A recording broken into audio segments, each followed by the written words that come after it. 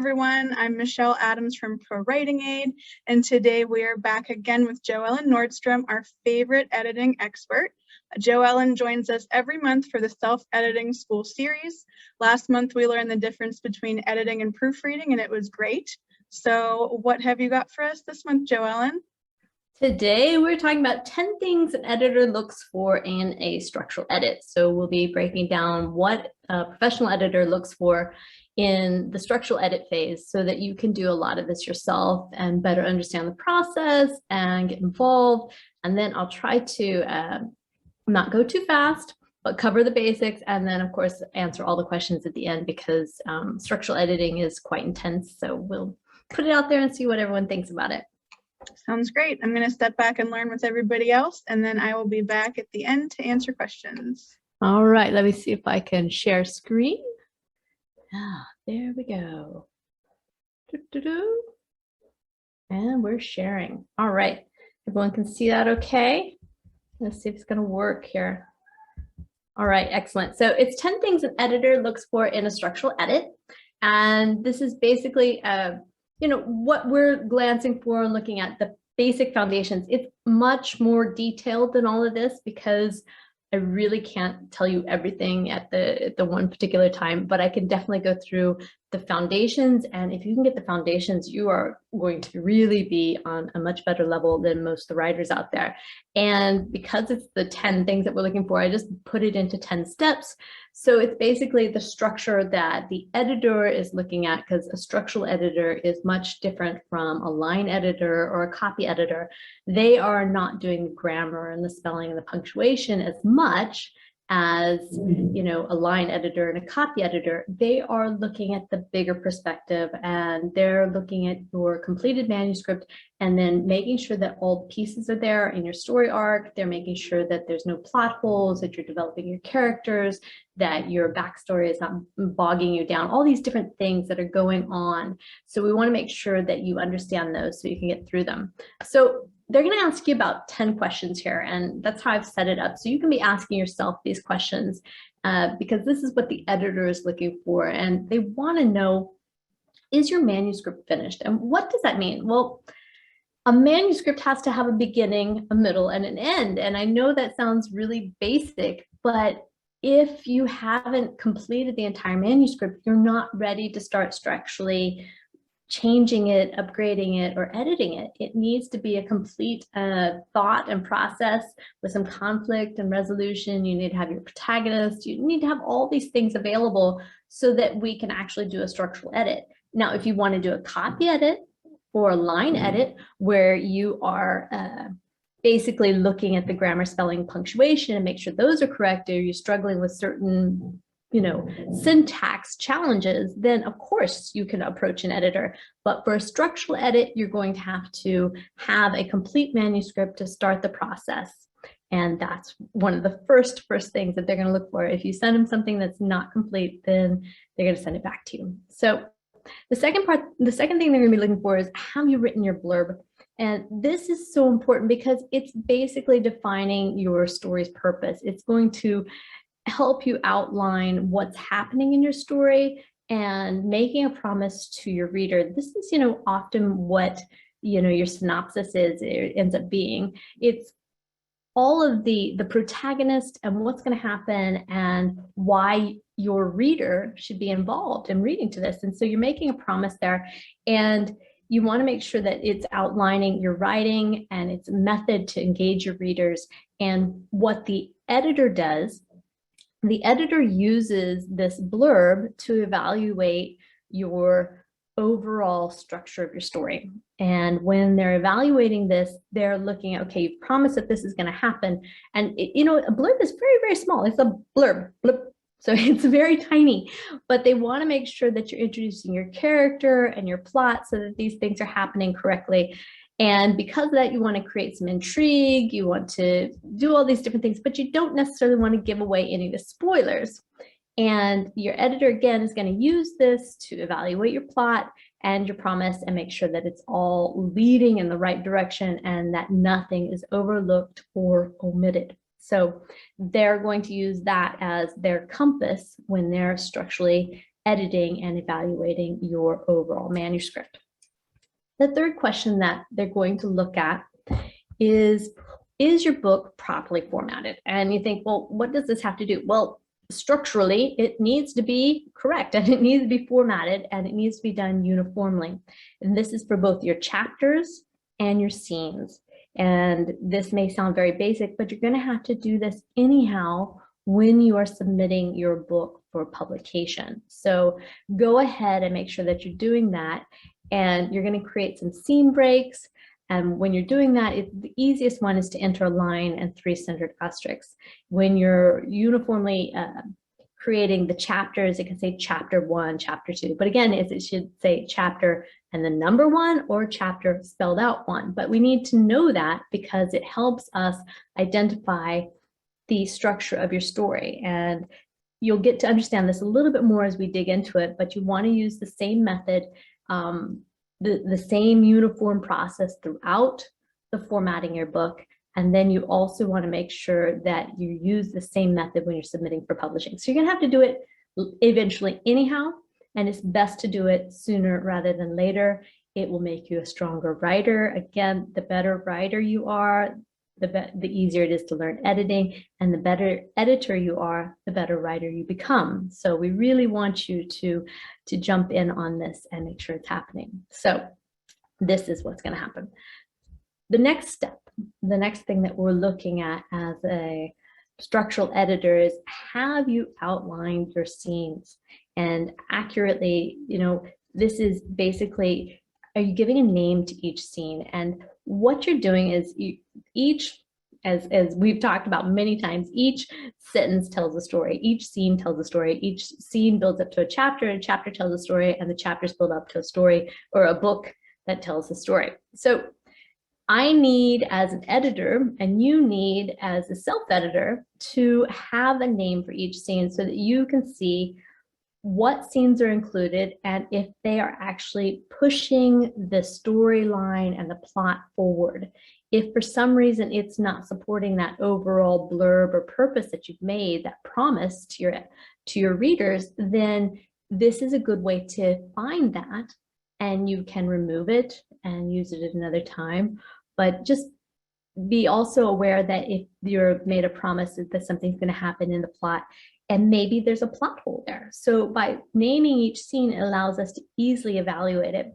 And you can look at you basically use this as a table of contents, and it allows you to see your overall story together and evaluate the scene as part of the plot.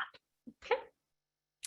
So that was our first 4 questions. And those first 3, I wanted to mention that when you're looking at those, it's really something that you have to do. You need to write the blurb, you need to have a full manuscript, and you need to format it. Those are structural, like tangible, tactile things that are happening, and they have to be done by the author themselves. At any other point in this, when we start getting to the other points of outlining your scenes, etc., then you can use a software, professional editing software, or a professional editor to help you with this. So just be aware the first 3 are absolute musts that the editor is looking for and that you need to complete on your own. And then the next ones are the processes that we're doing that you can apply yourself to become a better self-editor. Now, why do we cover this every week? Well, we do this because we want you to have the vocabulary and the knowledge to get the best return on your investment with your editor. It's an expensive process, and you want to make sure that you can communicate clearly and understand what your needs and desires are and how to enunciate them to your editor.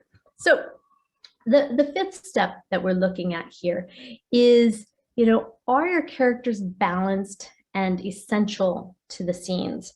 And what does that mean? Are the characters balanced and essential to the scenes? Well, you can say, yes, of course, I've included them. They've got a full background. We know the history. We've engaged with them. We know a lot about them. Well, there's a technical structural area of that we're going to use that's quite objective to see virtually, or however you want to say it, to physically evaluate, are you balancing them to the scenes. And how do we do that? Well, first you create a list of all the names of your characters so that we know everyone that we need to be evaluating. And if they're on this list, then they have to have a purpose. And we want to make sure that that's happening there. First, when you do that, you're going to eliminate any misspellings or confusion. If you're using the same Sally and Sarah and all these other S names, then that might confuse your readers. So you want to make sure that you have clear personalities with clear names that will not be interchangeable or mistaken in any way. So eliminate any misspellings and confusion from the start, and then outline their roles.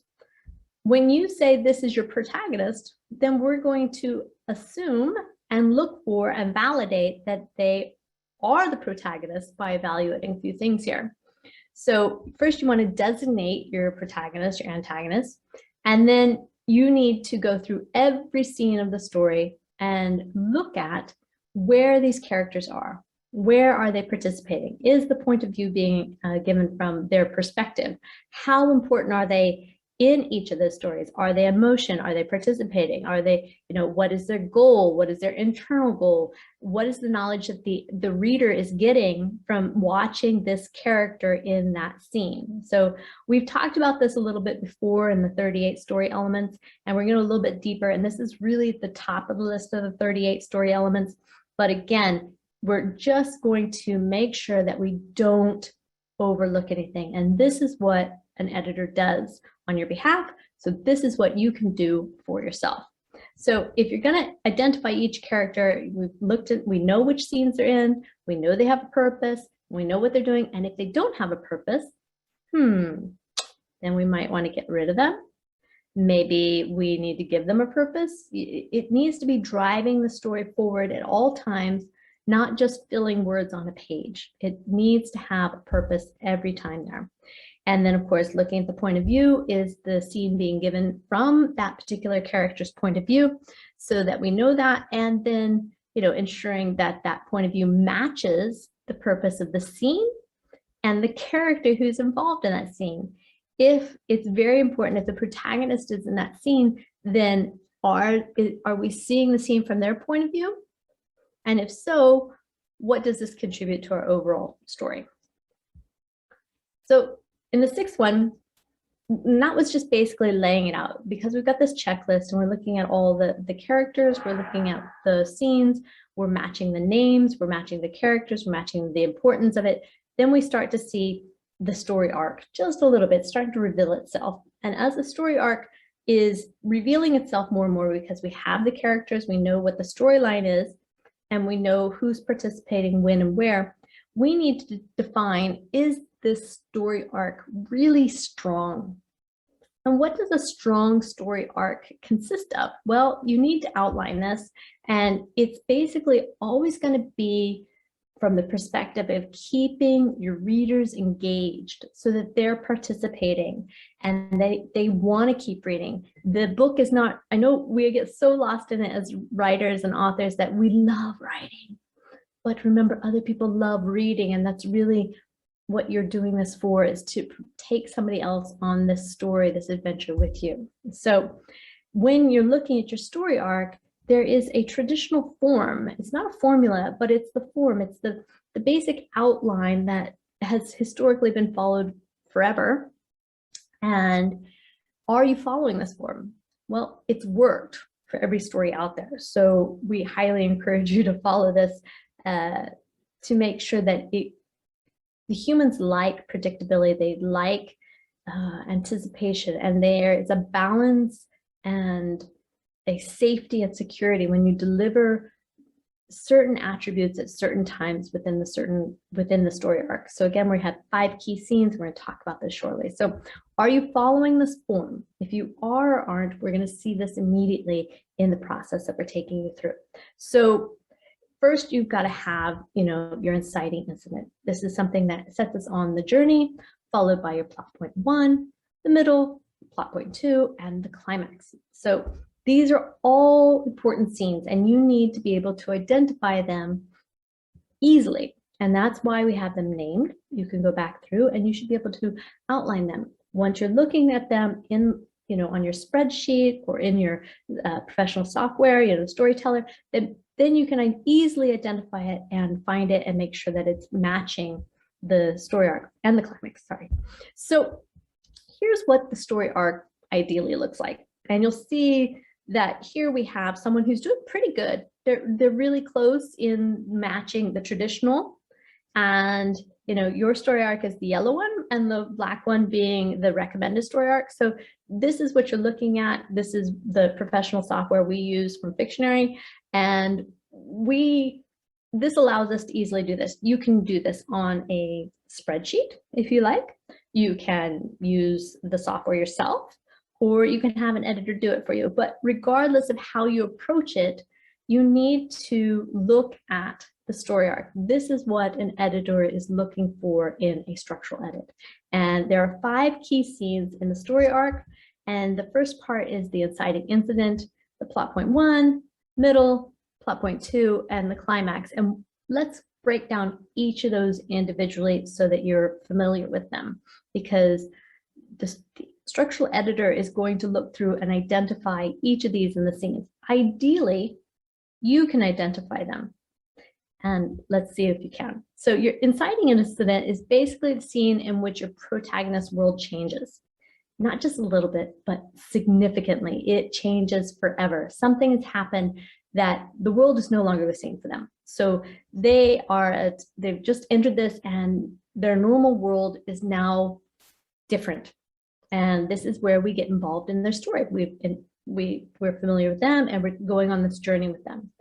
Then we go to plot point 1. This is where it's permanently changed. We know that something's changing here, and this change also changes their desire, and it has an effect on them. They are reactive. They are leading themselves down a different path.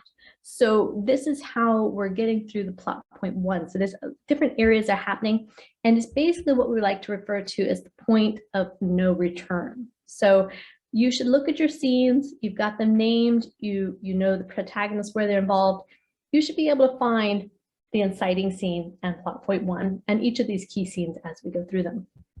The middle, well, as we know, is the middle. And basically, this is the transformation. This is where they go from being reactive and they become more proactive. It's the transformation of being forced into a situation and feeling out of control and victimized almost, to the point of, I'm going to take control of this situation. I've made a conscious choice here that I'm going to fight this battle and kill the dragon or whatever it is and lead forward. So this is, in the middle of your book. This is us following up the story and finding out what's going to happen. And it is the transformation of your protagonist. The second plot point is the low point for your protagonist. They are now determined to win. They're going to do it no matter what, which means there is a risk for them. There is tension being built. They have the potential to lose everything. You need to locate this scene in your story arc or in your list of scenes and identify that plot point 2 and know, does it follow these significant definitions of what plot point 2 is.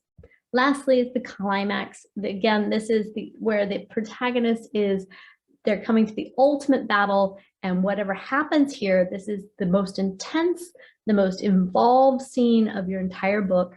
This is what will determine their fate. So you really need to make sure that you build up a lot of tension and that you have the most conflict here for your entire story. And you need to identify this. Now, I'm taking you through this step by step so that you can evolve through these, but make sure that you are looking for, again, you've structured, you've set up your outline of your manuscript, you have put it into scenes and chapters, and you've identified your key characters. Now you're identifying your key scenes, and we are working through all of this as we go. So let's make sure that it's all falling into place. And again, this is not something you check off and you're done. It's something that as you read more, you are evaluating and cross-referencing everything in your book. This is what an editor looks for, boom, boom, boom. I see the 5 key points. Great. If not, they're going back and looking through, well, where was your attempt for that?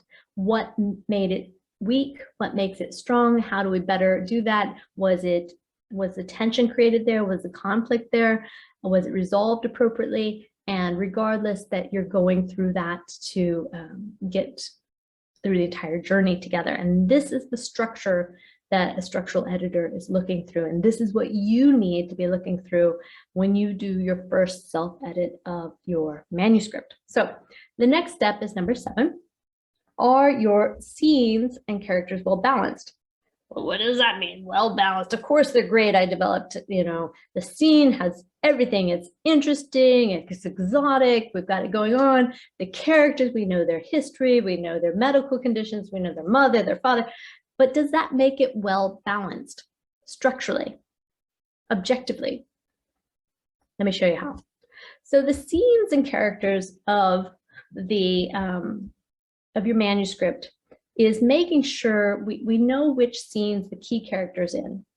And we know that when we're looking at this, we should see where the key characters are in each of these scenes, and that they are getting priority and point of view, that it's significant. And how do we determine that? Well, we're gonna look at the word count. And I know this is like the most unsexy thing, right? But we're talking structural. And if you're building a house, you have to talk nuts and bolts. You have to, lay the mortar and foundation, all these different things. And part of that is having the word count, because if a scene is significant, it should be one of the longest or one of the shortest scenes that makes the strongest impact. Those 5 scenes need to be impactful and producing as we see it there. Now, the scenes should also be balanced. And when we say balanced, we're referring to them balancing in size. If it's an important scene, then it's okay for it to be extremely long or powerfully short, because it brings attention to that scene.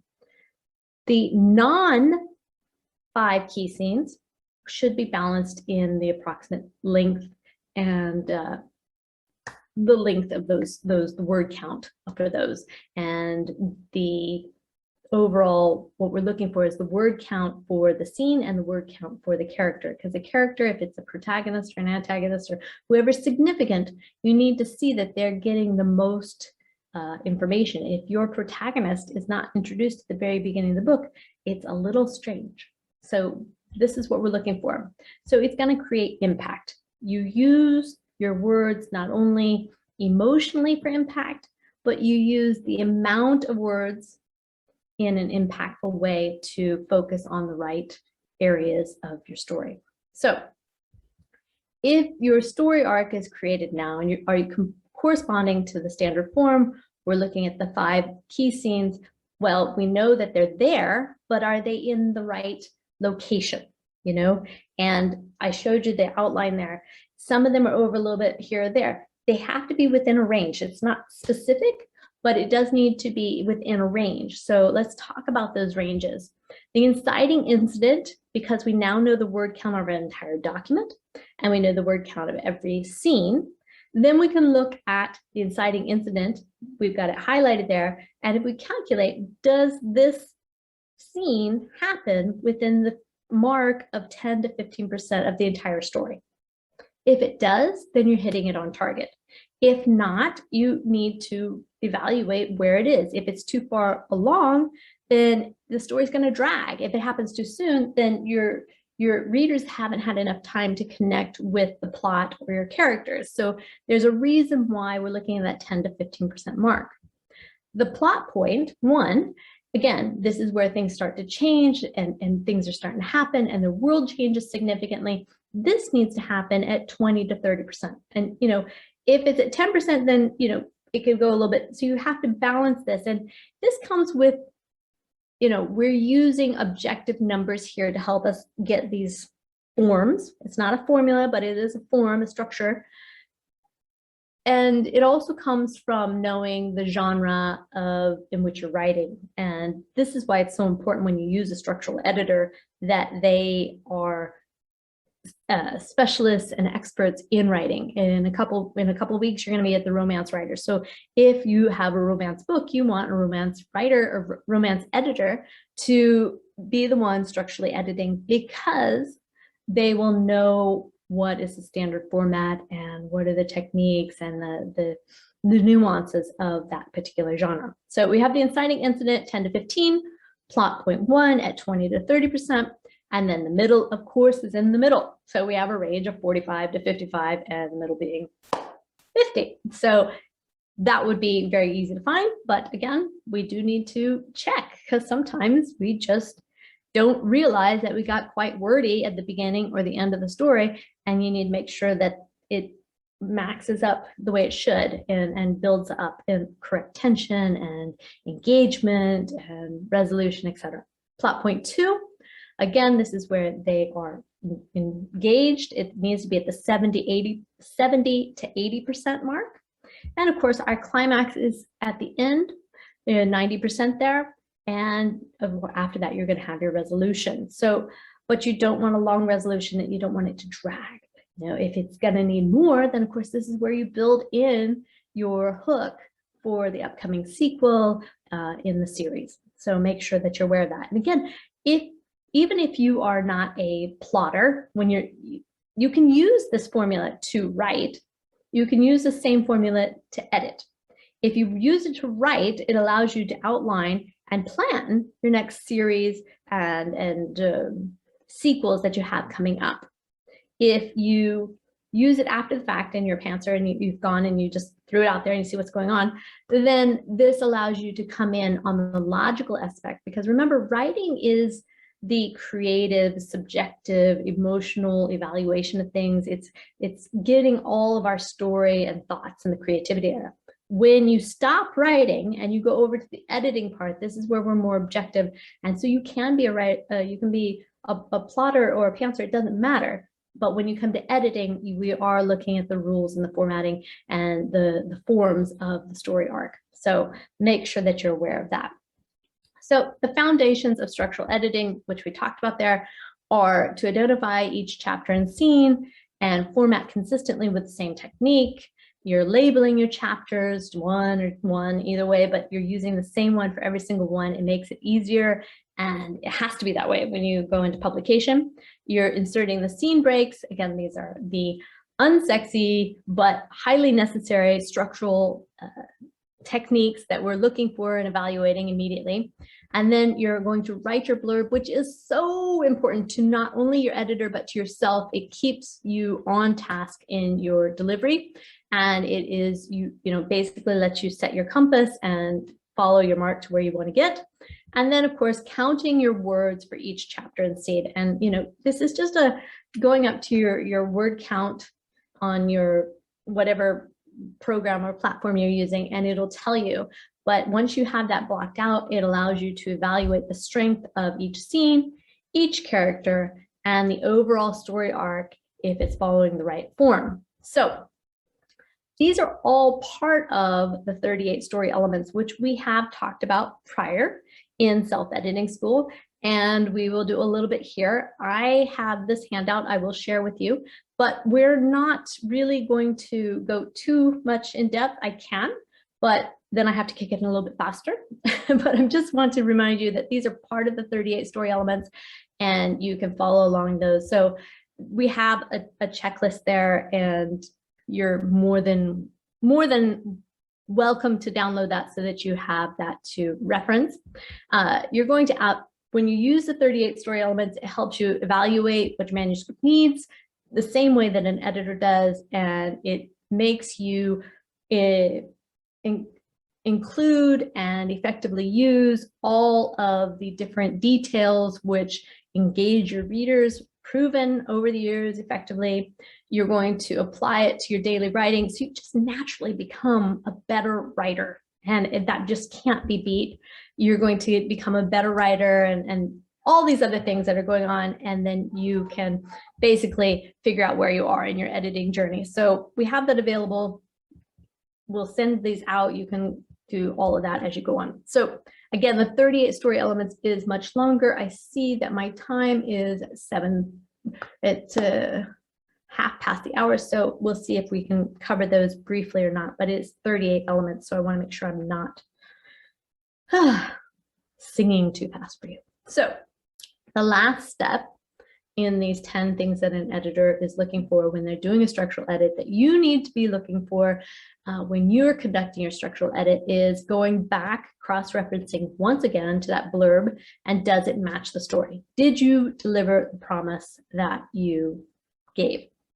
If not, then let's look at it and revise it. You know, it either means you revise the story or you revise the blurb, depending upon how strong that story arc is. So the blurb, again, evaluates your promise and your purpose, and it has to match your manuscript. So you look at the blurb at the beginning, to use it for your compass on this adventure you're taking your readers on.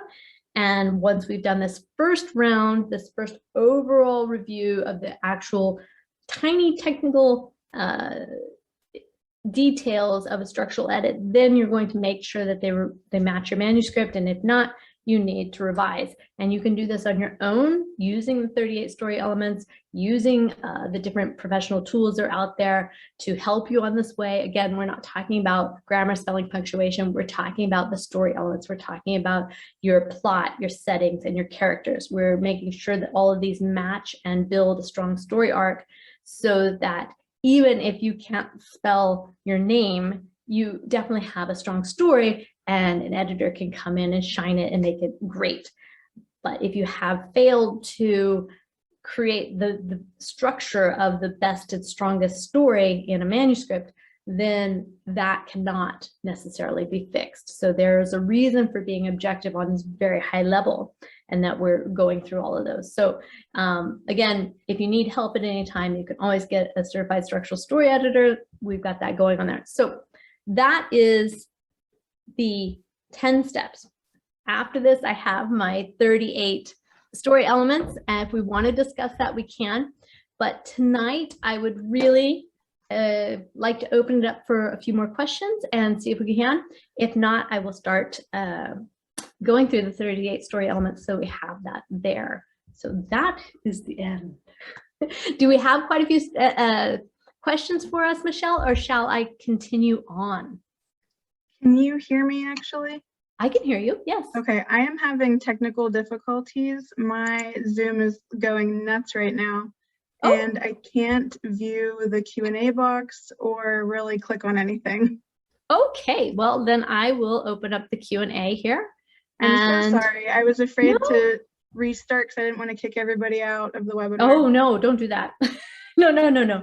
That's fine. Just I'll open it up today, and because it's been many weeks now, I can definitely start to see the questions, and it looks like we've got some good ones here. So I will go ahead and take it easy. Enjoy the ride, Michelle.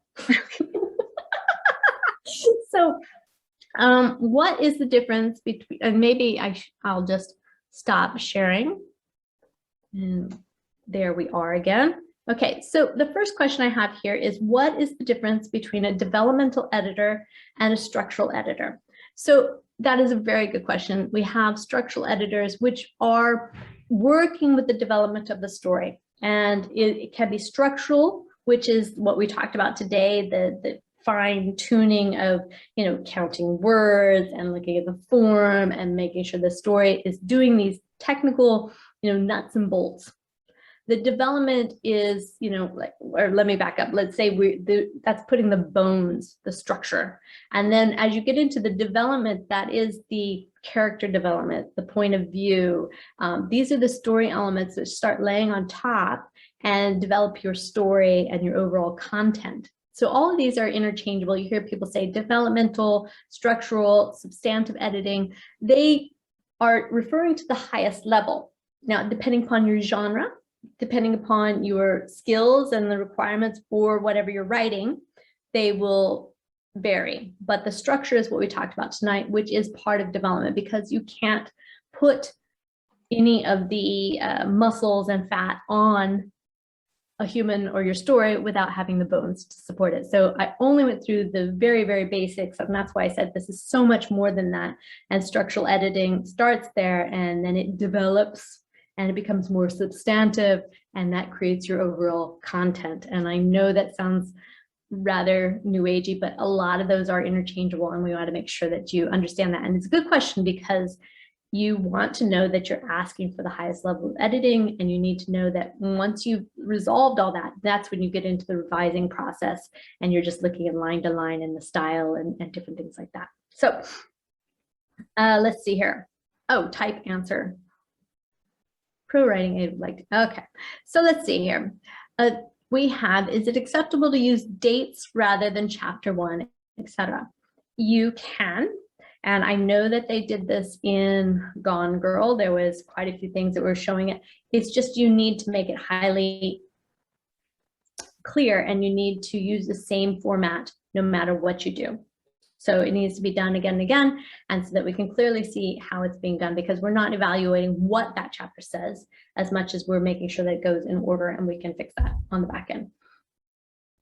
I only write nonfiction. Am I wasting my time here? What a great question. No, depending upon what you are writing. If you are writing a story, and that means most great nonfiction always tells a story. The best engaged speakers, the best leaders in the world are engaging in stories. They are the best storytellers, and a story requires that beginning, middle, and end. It requires the transition and the transformation. So you will be using these tactics to create your nonfiction. If you're using, we use inspirational, motivational, and educational, but each of those has samples. Now it can have an overall story arc of the entire process, or each of your small stories will do that.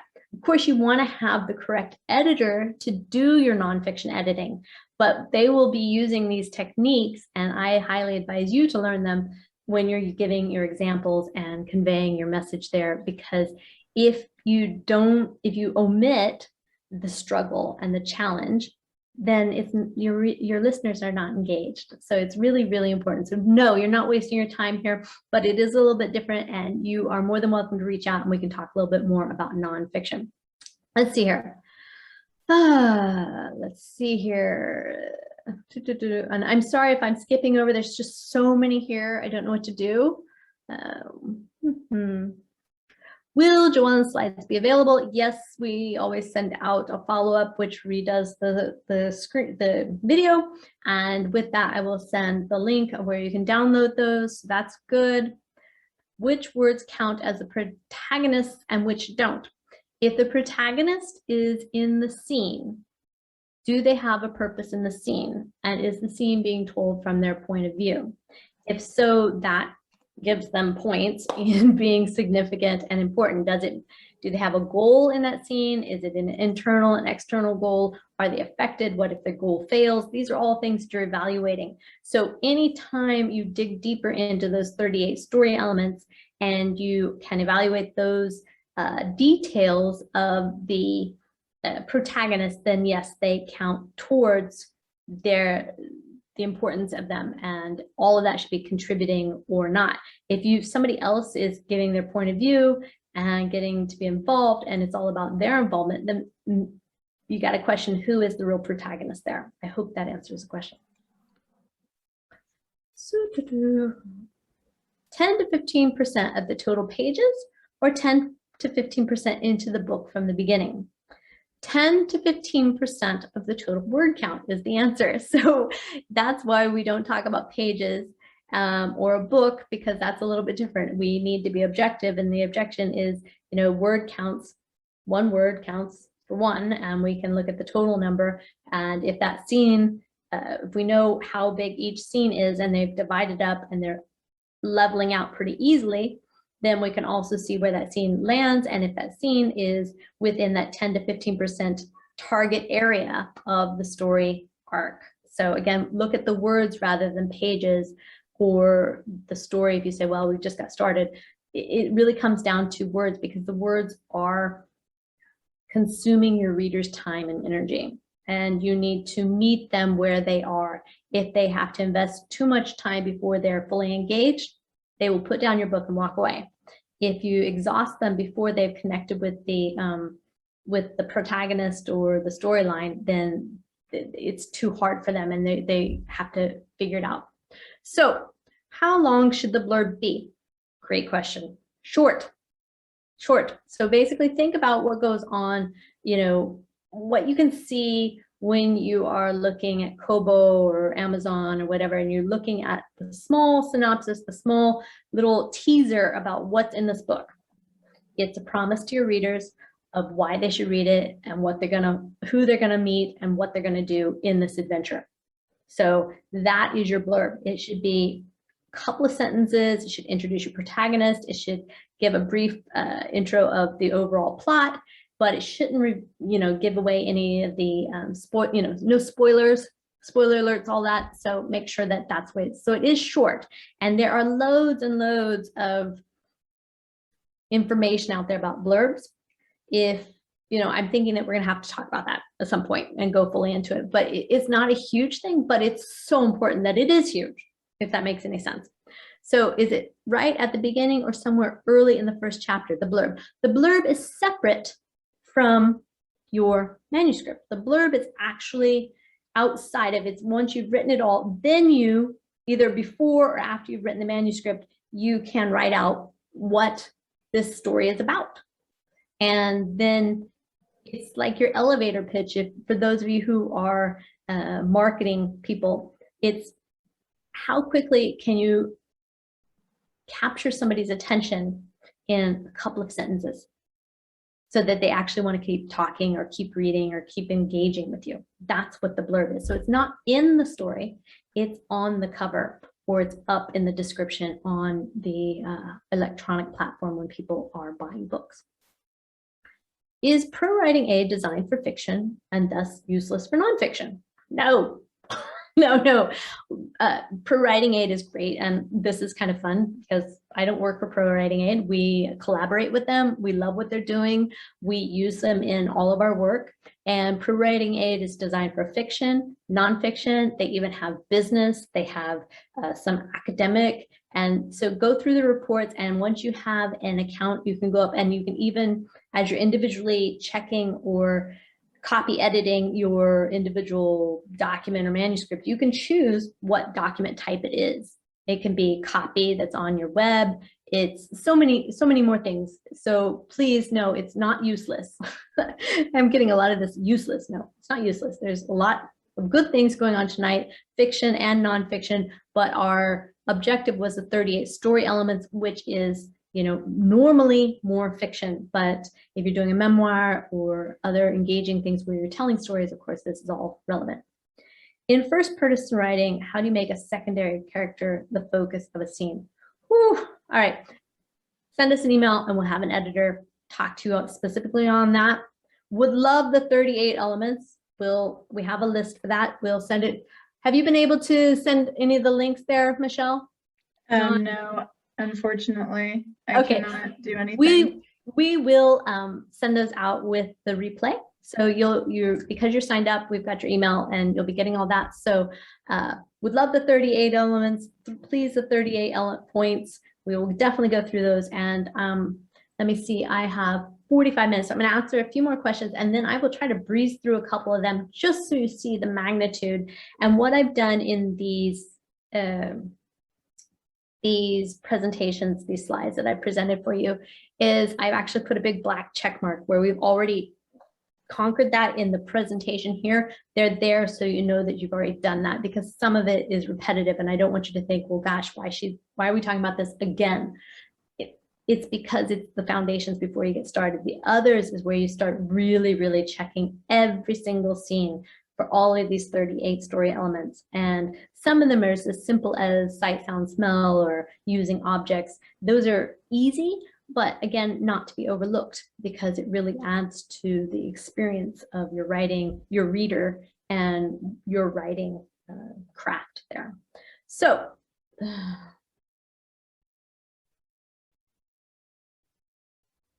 what is the difference between a story blurb and a synopsis? The story blurb is at the beginning, a synopsis will be well written out at the end. So the story blurb is kind of just helping your reader and your editor get engaged. The synopsis is going to be a little bit more as we get through that. And again, I think we should probably go into story blurb versus synopsis, and we'll do that. Is there a link to see the 10 ARC steps? There is a link to see the 5 key scenes in there. So that is on here, and we'll also do that. If you can afford only one, good question. If you can afford only one, is a structural edit more important to an agent's eye than a line edit? A structural edit, you can do a lot of this. That's why we're sharing it. And I think, you know, it is the most expensive and the highest level and the most in-depth work that you can do. But if you can't afford that level, then you really are going to be, you know, pull yourself up by your bootstraps and do it yourself, which you've all written the book. So you can do this. These are techniques. You can keep your questions and your challenges to the side, and you can ask those to your line editor, your copy editor on the final edit. So again, I do highly recommend having structural edit, but of course we all have budgets. We can't, you know, sink it all in the beginning and then end up, if you send out a manuscript that has grammar, spelling, and punctuation mistakes, your reputation and the validity of what you've written is eliminated immediately. Whereas you can work on the plot holes and the development by learning these techniques. It will take a longer time, but it can be done. And a good line editor, which is kind of in between there, they will help you assess that overall. And if you don't know what you need, send it to us and we'll do a free sample and a recommendation there, so we can do that. Let's see. Time, 12 minutes. At what point do you send your manuscript for developmental editing? That is at the beginning. As soon as you have that full manuscript and you formatted it, that is where you can start. So as long as you have your scenes outlined, your chapters outlined, you have a blurb, and you have a complete manuscript with the beginning, middle, and end, then you can engage an editor at any point after that. So that means you can work as hard as you want, keep doing it, or if you really need more, maybe you're tired. You know, NaNoWriMo is coming up. We were just talking about that today. And you write a book in a month. At the end of this month, you're tired. You're really tired. So you may be inspired to finish it. So that's a good time to engage an editor, and they can help you and come back, and they can do all of the 38 story elements on your behalf. They can. That's what we do. Then you can go in and make the revisions and the adjustments according to their feedback and professional criticism that they're going to provide. So I would definitely go that way if you can, you want to. Do chapters need titles? Not necessarily. You can have chapter 1, chapter 2, but you do need to title or name, as we mentioned, each scene, and that helps us when it helps you, when I say us, I mean professional editors and self-editors out there, to assess where you are in your story arc. So it allows you to identify the scenes quickly and easily and identify where your key scenes are, and then evaluate where they sit on the overall spectrum.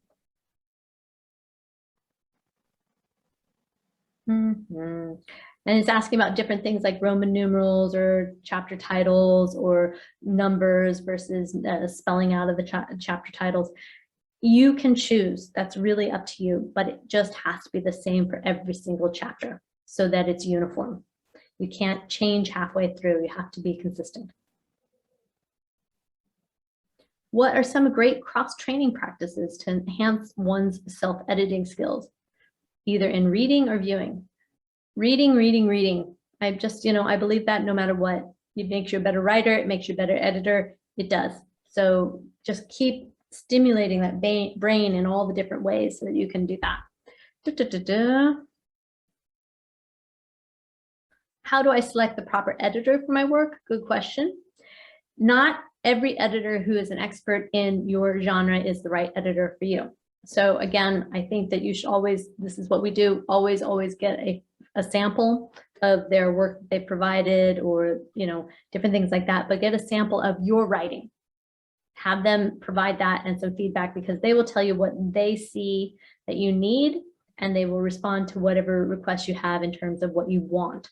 And once you do that, you'll see their style and make sure that it matches your voice and your style, and it's a match. If it's not a match, you can try another editor. It happens every so often. We assign it to 2 or 3 different editors until we find the right match, but don't assume that a professional editor is right for you. They really do have qualifications. We have been on the forefront of artificial intelligence and using state-of-the-art software. All of our editors are certified story coaches, and it's because this professional editing software changes everything. It's the same as ProWritingAid. It changes everything. You have real tools that help you become better as you go. So make sure that you select the right tools, and then when you're ready, choose the right editor by getting a personal sample of how they want to how they want to approach your manuscript in a way that works for you. Some people really want it in depth. Some people just want a more coaching style. Does it feel right and good? So there are so many more questions where there's no way we're going to get all this. Wow, I think this is like the most ever. How much should I budget for editing? Good question. It's pennies per word, but you can pay thousands and thousands of dollars depending upon what editors you go to. We are an editing company that is much cheaper because, and I use that word cheaper because it's an editing service, it's online editing services. It's not a publishing house editorial service where they're then connecting with agents and things like that.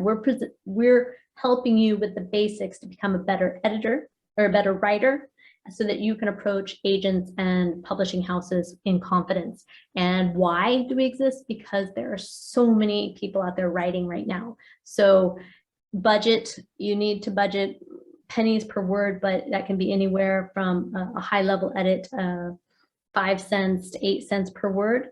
And for copy editing, we can get that as low as, I think it's 1 to 2 cents per word. So it just varies.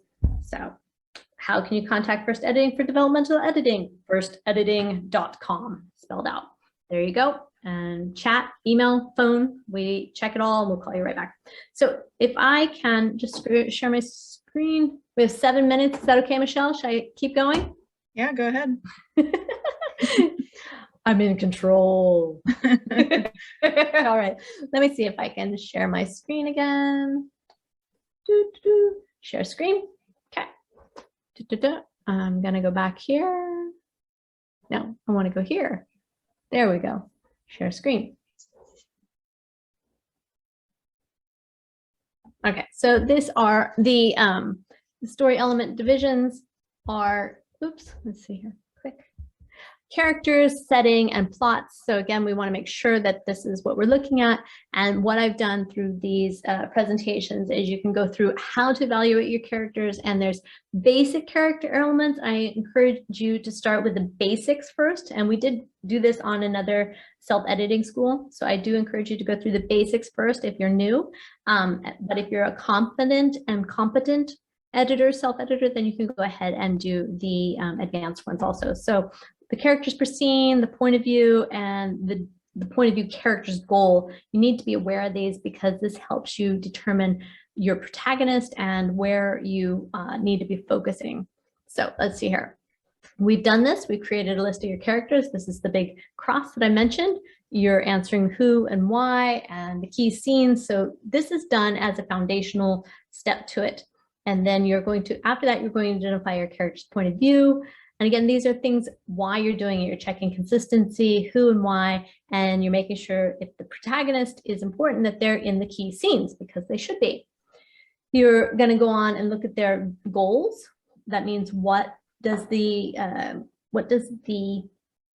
protagonist want to achieve in each of the scenes and chapters, and how does this relate to the overall plot? If they've got some goal, make sure that it ties into the overall plot of the story, because otherwise it might just be a really great scene that you wrote, but it doesn't have a purpose. So you're looking at these and your editor's looking at these, and you want to make sure it drives the story forward. So these are the advanced character elements. And again, there is a blog post out that I'm sure we'll get up and we can send it out there, but it outlines all these also. It identifies your internal goals and how they relate to the plot, what happens if the goals fail, and how it impacts your character, your main protagonist, and it impacts your overall story, and what you gain for the character and just making sure that they're constantly in motion, meaning that whatever is happening is moving the story forward and not holding us back for any way. So after you do your characters, you have your settings, and these are the really, I would say, easier things to look at, but they're so significant and so important, so they cannot be overlooked. That's why we have this checklist. So you're looking at the location, dates, sight, sound, and different things like that. So how are you using them and how they are reflected in moving the scene forward? Objects the same, and making sure that, you know, that they remove any of the unnecessary objects so that they're not distracting and weighing it down. And then of course your senses and how that engages your reader. Remember, different readers have different emotional needs and they relate to things and memories in different ways. So for some, smell might be more important than hearing, or touch, or taste, or sound. And then how do you convey that accurately? So you want to engage all your readers at all the times. Emotional impact, cannot overemphasize this enough. You know, are your readers being emotionally involved and engaged and caring about your characters? Because if they're not, they're going to put down the book. And then of course you have to use the characters to move the scene forward. Once you've gone through those basics, then there's a few advanced ones here for the settings. And those would be, you know, a location split to break it up from one point to the other. And then always remembering that the weather can be incorporated there. So I have 2 minutes, just going to cover the plot, and then we're going to finish it up, guys. So basic plot elements, again, name, the story arc, purpose, opening type, closing types are part of that. Anchors and entry hooks and exit hooks are all part of that. Some of those we covered earlier, the scene names, the story arc.